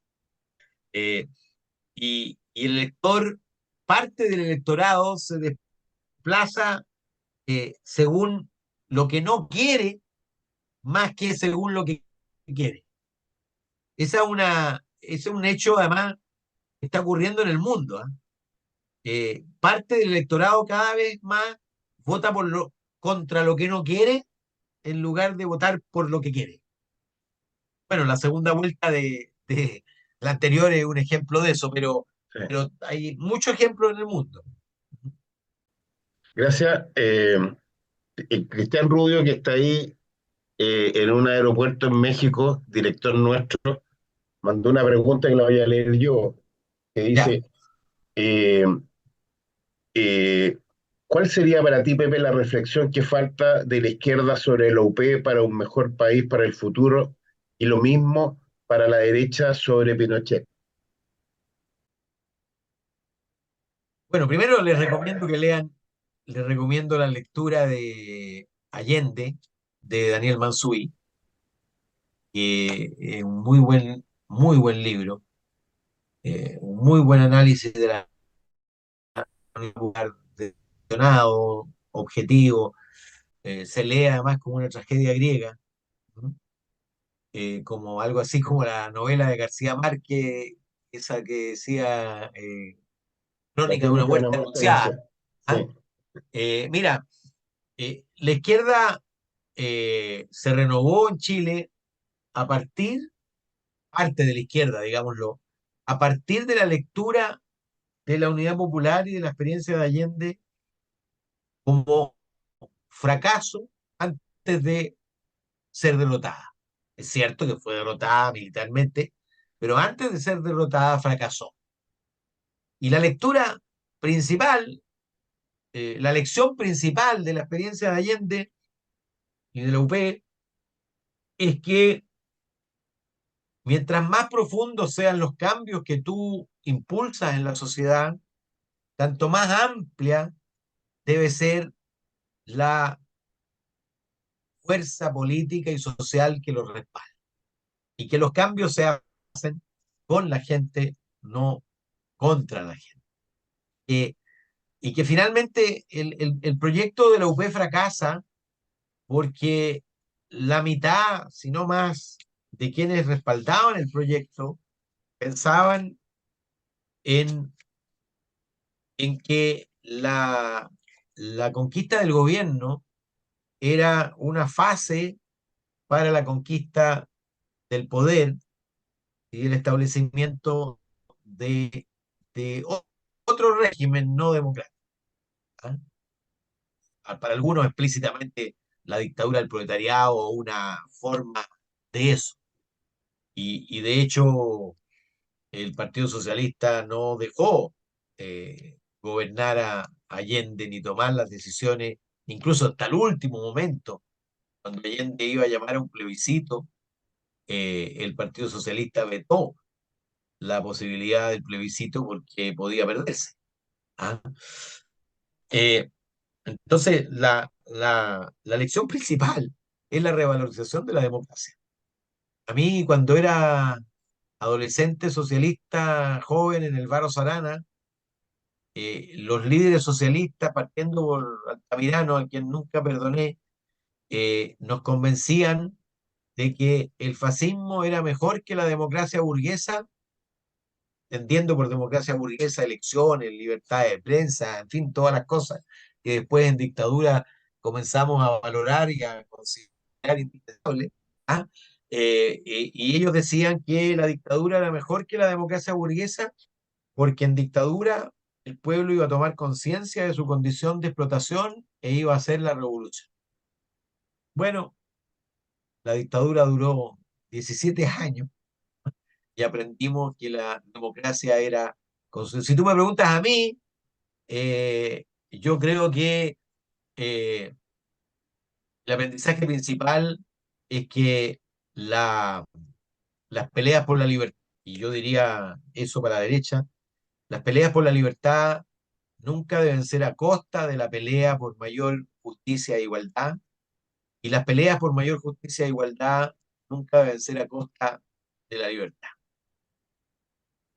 Y, y respecto de Pinochet, eh, es difícil, a mí me gustaría que la sociedad chilena tuviera consenso en que la- las dictaduras son malas, ¿ah?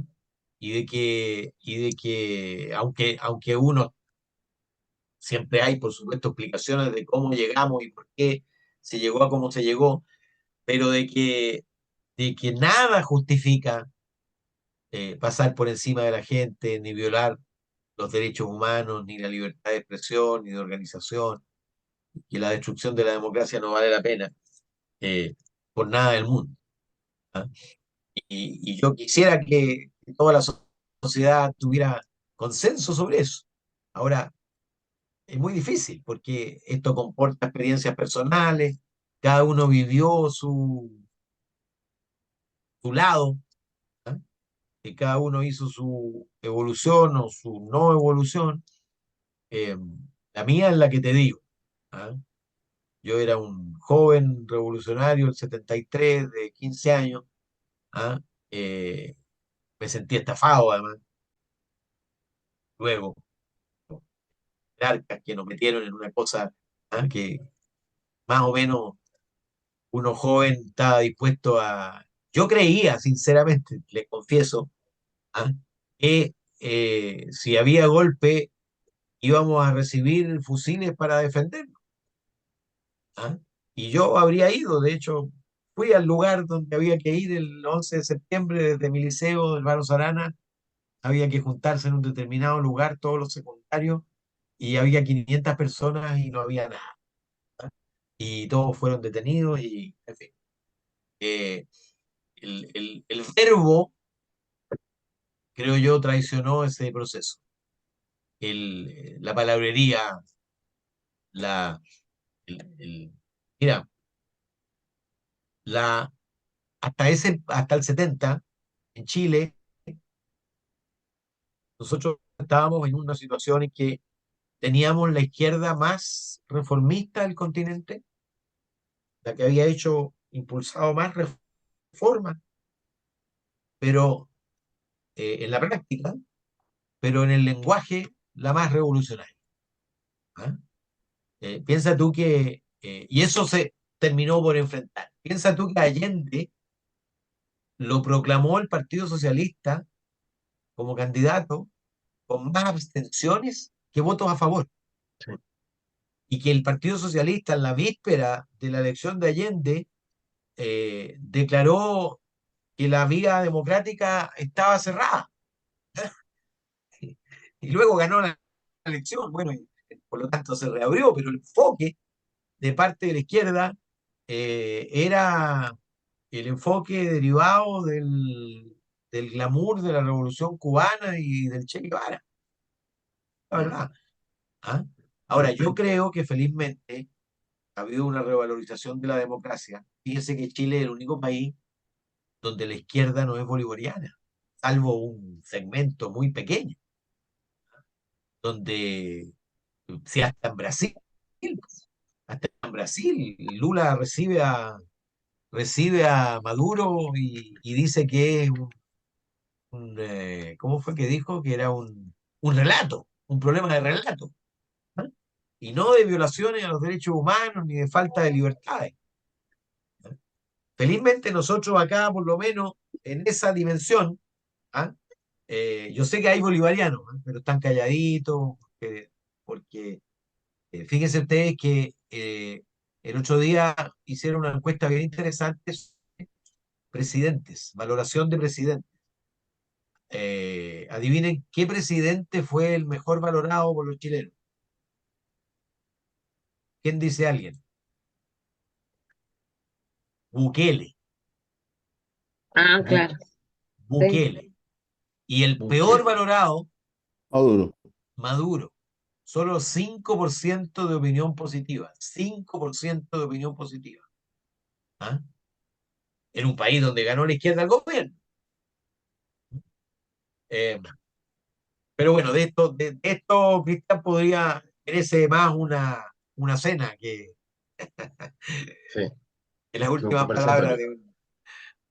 Oye, también hacemos algunos meetings sociales, así que te vamos a invitar. Claro. Bueno, Oye, Ernesto tiene la palabra. Sí, Estamos repasados los 10 minutos. no se preocupe, si usted sabe que yo soy tímido, soy breve.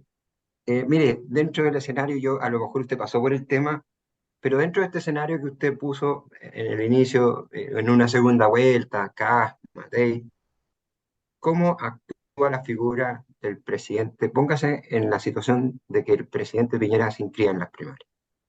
Oh, mira, Lagos violó un principio de expresidente, que es que los expresidentes solo son candidatos cuando son unánimes. Y el resultado de la violación de ese principio fue fatal para Fatal. Lagos. ¿Ah? Y yo creo que está completamente fuera de esa discusión. La única opción en que Piñera bregaría por una candidatura es que estuviera primero en la encuesta en su sector. Pero fíjense que en la mención espontánea de la última encuesta que vi aparece con 0,5%. ¿Ah? Y con 10, 12 Matei, con 4 Carter, con 1 Siche, en fin, eh, no veo ninguna posibilidad eh, por eso, porque ningún expresidente bregaría por una candidatura. ¿Ah? Yo conozco bien harto a Piñera y seguramente en su fuero interno le gustaría que la gente dijera eh, que fuera presidente, ¿ah? Para poder decirle a la Cecilia y a sus hijos que no quieren por ningún motivo, está obligado por el llamado del pueblo. Pero esa no es la situación. Y si tú me preguntas a mí si hay alguna posibilidad de que esa sea la situación, yo te digo ninguna. No. Ninguna. ¿Ah? Por lo demás, el presidente Piñera ya está satisfecho con el hecho de que su gobierno ha sido revalorado. La valoración del gobierno de Piñera hoy es completamente distinta a la valoración del gobierno al final de su mandato. ¿Ah? Hoy día tiene una mejor valoración que este gobierno, sin duda. ¿Ah? Pero Sí. se sitúa, déjame ver, la última vez que se midió en la academia, el mejor gobierno de los últimos tiempos para la gente era el de Elwin en primer lugar, el de Bachelet uno, luego el de Piñera uno, luego Piñera 2, luego Bachelet 2 y por último Boric 1. ¿Ah? Me, me salté a Frey, no me acuerdo en qué posición estaba, pero te quiero decir que además su figura está, obviamente, él tuvo un nivel de rechazo gigantesco y hoy día tiene casi tanto rechazo como aprobación. Pero compáralo con Matei, que tiene 70% de valoración positiva y 20% de negativa. O sea, eh, sería una locura, tendría que, sería una locura. Y como además la familia no quiere, y yo creo que lo que le ocurrió a Lago es algo que va a espantar a todos los expresidentes, solo que algo que yo mismo le dije a Lago. Y me dijo que sí, y después me llamó para decirme acabo de inscribir mi candidatura a la primaria y quiero que me apoyes. Esta fue la historia. Pero no, no hay ninguna posibilidad, creo yo, de que haya una tercera, sería cuarta, ¿o no? Claro, cuarta candidatura Cuarta candidatura, sí, perdió en la una. candidatura de Piñera. Sí. Pepe, realmente estamos muy agradecidos de tu conversatorio. Realmente ha superado toda nuestra expectativa. Yo creo que todos abran su O sea, micrófono y tenían poca expectativa. No, No, No seas aquí, así, juvenil, no como seas ya, así. Pepe, perdón, al revés, Pepe, te ganaste una invitación a las sociales de Chile Suma. tenemos Ah, eventos de ese tipo. bueno, Un aplauso, por chao, favor, chao, que para estén bien, Pepe. ¿eh? Cerrado. Chao, Gracias, Pepe. Muchas gracias por tu participación chao, y Aldo. ojalá más adelante nos puedas volver a visitar. Te Ya, damos un pues, abrazo chao. muy grande y muchas gracias.